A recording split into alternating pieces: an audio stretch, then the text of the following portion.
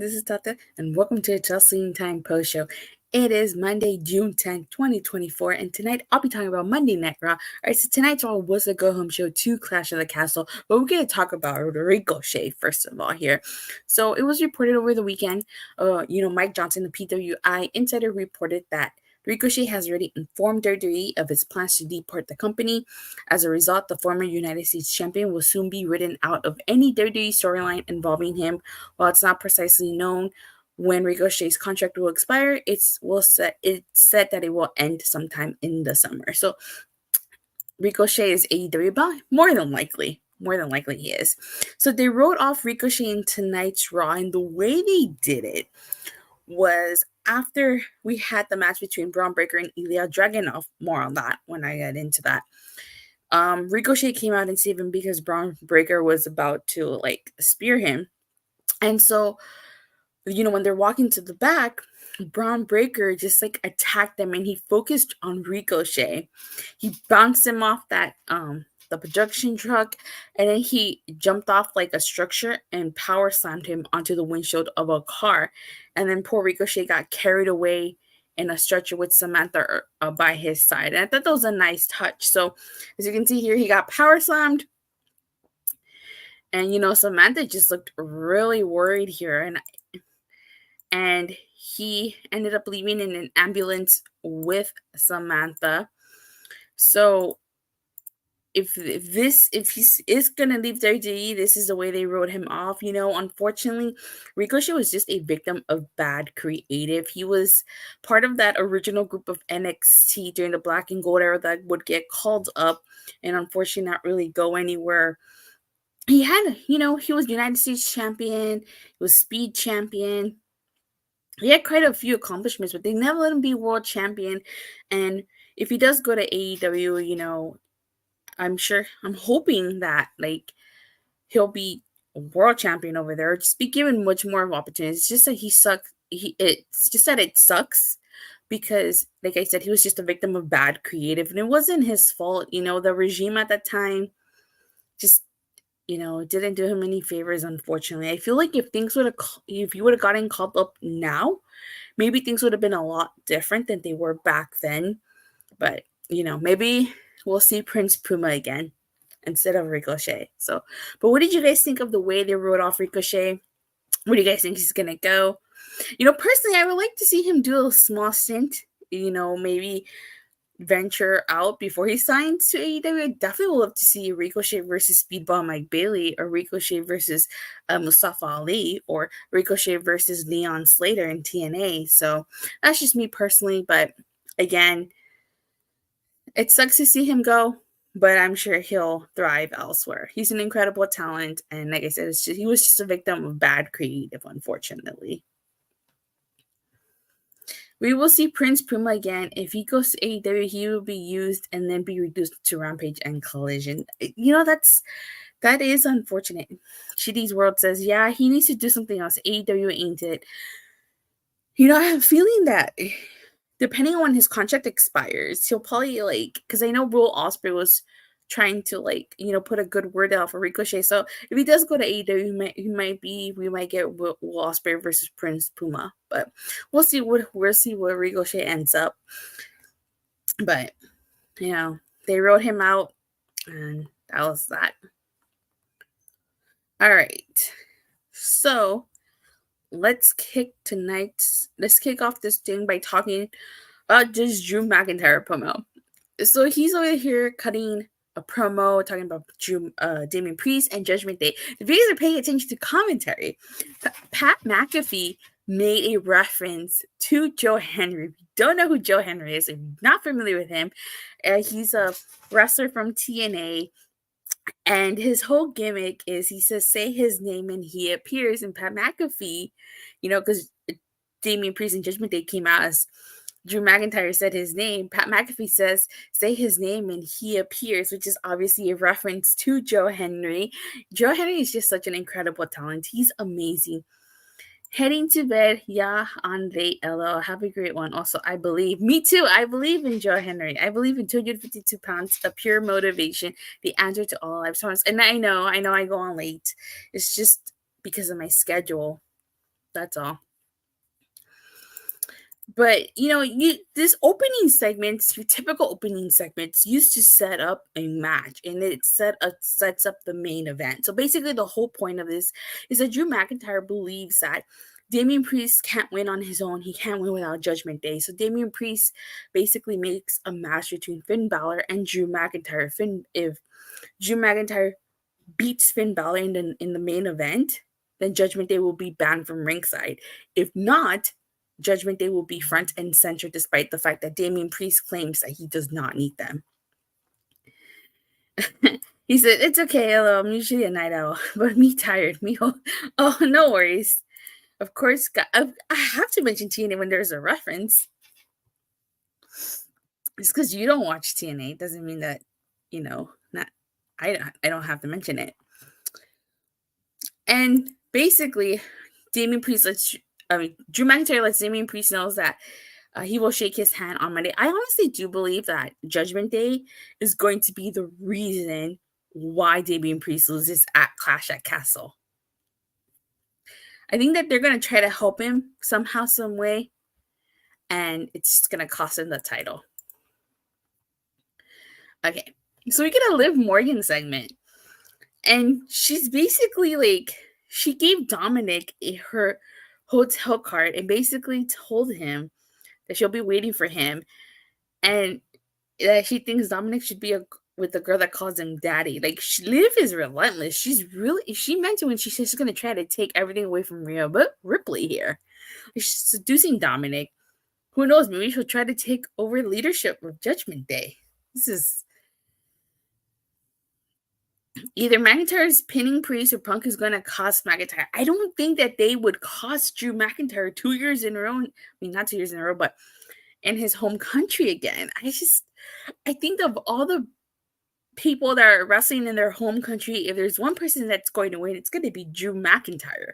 I don't think anybody else is going to win. No disrespect to Pepper Nivens or the Unholy Union. I just don't see them winning in their home country. So you get Lyra Valkyria versus IYO SKY. And this was a pretty decent match. Damage Control was at ringside, and IYO SKY got the victory. And then afterwards, they attacked Lyra Valkyria. And then Katana Chance and Kaden Carter came out to help Lyra Valkyria. So maybe we might get a 6-woman tag match here. Damage Control versus Lyra Valkyria and Katana Chance and Kaden Carter. So we get the first Judgment Day segment of the night. And yeah, Judgment Day was all over tonight's show. In this first segment, like, Dominik is showing the hotel card to the guys, and Carlito was like, "That's cool." So, that's the first segment. We get a Sami Zayn segment, and basically he runs into Alpha Academy, and he's trying to, like, talk some sense into them. I think it's only a matter of time before Alpha Academy dump Chad Gable or walk out on Chad Gable. And I still think Chad Gable's replacing Alpha Academy with the Creed brothers and Ivy Nile. I think they make a much better faction than Alpha Academy. But one of the things I like about this segment is, as Sami Zayn is questioning Otis as to why he's so loyal to Chad Gable, Otis brings up the fact that at one point he had everything, and he lost everything. He lost his peach, his big brother Tucker, the money in the bank briefcase. So I really like the fact that they mentioned that, because they haven't mentioned any of that in a good while. And, Otis says that Chad Gable was there for him through all of that. And Alpha Academy and his family, I do apologize, my window's open. So I really like the fact that they reference that. And that's true. Otis had everything. Like, he had his best friend in Tucker. He had Mandy Rose, the Money in the Bank briefcase, but he lost everything. So it was a nice little reference to that. All right, so next we get the second Judgment Day segment. And they basically, this whole segment, so like earlier, Liv Morgan had given Dominik that hotel key. In this segment, somebody took the hotel key and they lost it. So, it's interesting because that hotel key reappears later, and I'll get into it when I talk about that. All right. So we get a Ludwig Kaiser promo Vignette, and he's basically talking about how soon we'll call him Mr. Money in the Bank, and anyone who gets in his way will get eliminated. I actually really like this. I thought this was a really good video package. I'm really liking these video packages that they're doing, and the Money in the Bank qualifying matches start next week. What? That noise is the alarm for what? You're crazy. So Ludwig Kaiser, could he potentially become Mr. Money in the Bank this year? I'd have to see who's in these qualifying matches before I make an assumption. But if not, Ludwig Kaiser may be LA Knight, on SmackDown. We gotta wait and see. Fingers crossed. So we get a 6-man tag match. Is Braun Strowman, Rey Mysterio, Dragon Lee versus JD McDonagh, Dominik Mysterio, and Carlito. So I think this is a decent match, but where's this going exactly? I mean, none of these people have a match on Clash at Castle. I will say, Liv Morgan came out.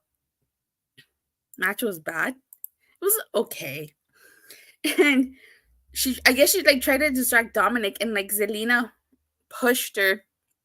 She landed on Dominik. I mean, it looked like things were not going to be PG for a second there. But it's so funny because then Zelina pulled her off with Dom, and they had to be pulled apart by JD and Rey Mysterio. Oh, and then there was a botch during this match. Michael Cole called Rey Mysterio Dragon Lee. So the LWO and Braun Strowman get the victory, but it's when is this feud gonna end? Because this feud has to end. Carlito, the LWO, and the Judgment Day. I just feel like this has been going on since last year. It's a never-ending feud. Seriously. So can they move on to something else? Are there no any other factions for them to feud? Why not feud with Bobby Lashley and B-Fab and the Street Profits? There's the Final Testament. We gotta kind of move on from this feud. So Ilja Dragunov is backstage, and Ricochet, as I mentioned earlier, this tonight could potentially be his final night, especially if he is leaving. He was just talking to him, and basically Ilja Dragunov said that once he got done with Braun Breaker, that they would, had some unfinished business. Unfortunately, I don't think another match between them is going to happen because of the way Ricochet got written out. IYO SKY is yelling yelling, and she's saying damage control has to change. Not sure what that means, but maybe they're gonna give Dakota Kai the boot. So we get a Sami Zayn promo, and this is your typical Sami Zayn promo. And this promo is used to set up a match between him and Otis. Again, Sami Zayn is trying to tell Alpha Academy that they don't need Chad Gable, and he's trying to tell Chad Gable that they're unhappy and stuff like that. And so this leads into Sami Zayn versus Otis. And throughout this match, Chad Gable is just yelling at Otis to hit him again and to basically do everything that do everything that he tells him to do. But this inadvertently cost Otis a match. Sami Zayn wins after he hits a haluva kick. And then at the end, it's kind of you can say it's a rinse and repeat of last week, because as Chad Gable is ordering Maxine and Tozawa out of the ring, Chad Gable shoves Otis and he stops him twice, and Otis attacks Sami Zayn. And then, like, he rips off his shirt, but he doesn't hit Chad Gable. So it's only a matter of time before Otis and Alpha Academy leave Chad Gable. I think it's happening at Clash at Castle. I do think at Clash at Castle, Chad Gable should win the Intercontinental title. Rinse and repeat. Yeah, it is a rinse and repeat. So, and then that's when I think the Creed brothers and Ivan I will come in. I think they're going to happen at Clash at Castle. I think that with Otis turning on Chad Gable, I think it's going to look like Sami Zayn's going to win, but then that's when Creed brothers come in. So we get an awesome truth segment. And basically, like, Miz has been looking for truth the entire night because, like, every time R-Truth is by himself, he always gets them into, like, a match. This was no different. We find out that they have a match against, according to R-Truth, they have a match against the APA, Farouk and Bradshaw, which actually ends up being AOP, Akam and Razar. And that he got told this by a fortune teller, which ended up being Scarlett. So I'm not digging the Final Testament. I'm just not a huge fan of this. You know, I like Austin Truth, but they need something with a little bit more substance. And it seems like they're just kind of bouncing from match to match and don't really have like a feudal rivalry going on here. So the Unholy Union gets interviewed backstage, basically saying that they're going to leave Clash of Castle new tag team champions. I don't think they are. I think they're definitely losing. I'm hoping that they at least get a great showing in their home country.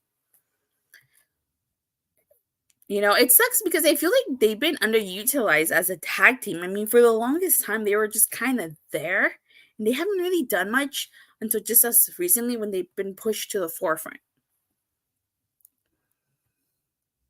So you get the Unholy Union versus Zoey Stark and Shayna Baszler. And now one of the things that they're just catering women. Yeah.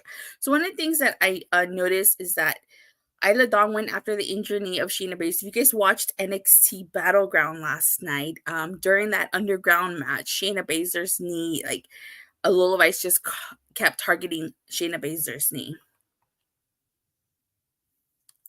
The Awesome Miz and Awesome Truth is really cool and funny. Yeah, they are. I'm not saying that they're not, but they just gotta need something with a little bit more substance. This match, you know, it did not get me excited for the triple threat match. Shayna Baszler and Zoey Stark were victorious, and they had a stare down with Jade and Bianca, who were watching at ringside.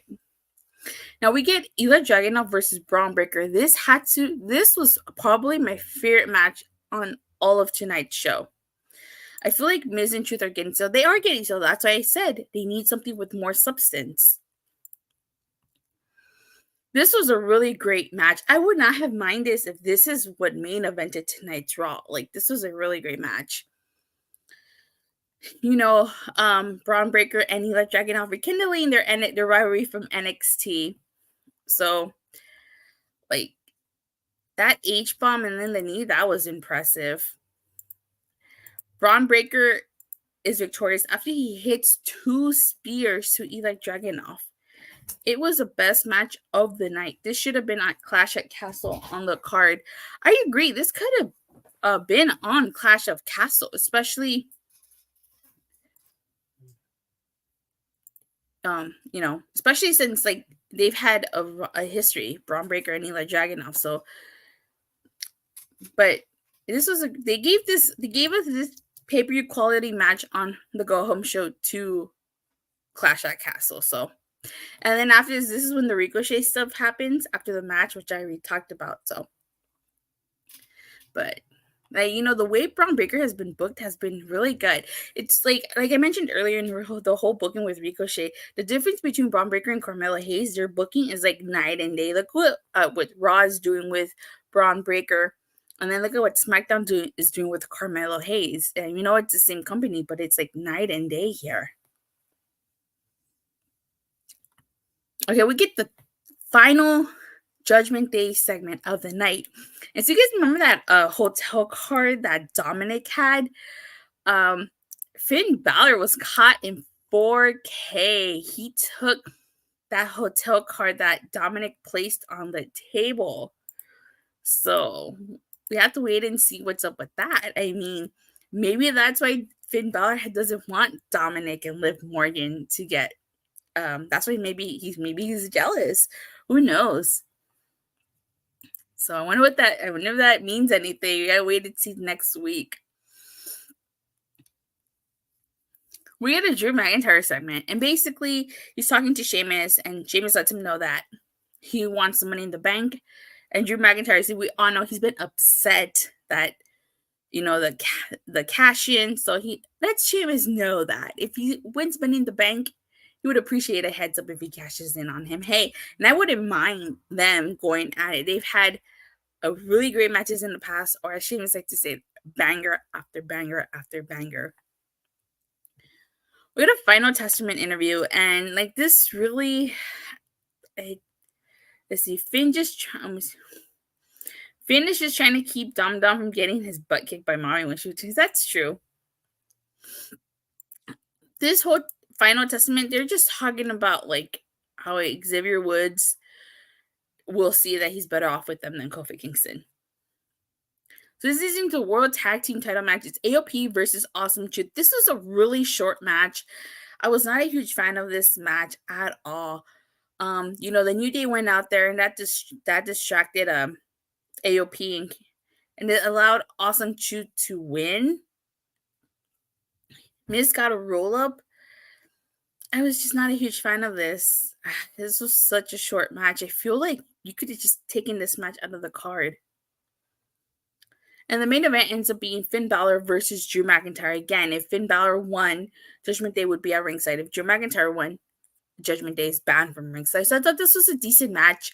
Typical Judgment Day fashion. They come out. But despite this distraction, it's not enough. And Drew McIntyre, one of the things I like was that Drew McIntyre hit the Claymore kick to Finn Balor. And as he was pinning Finn Balor, he was just staring at Damian Priest.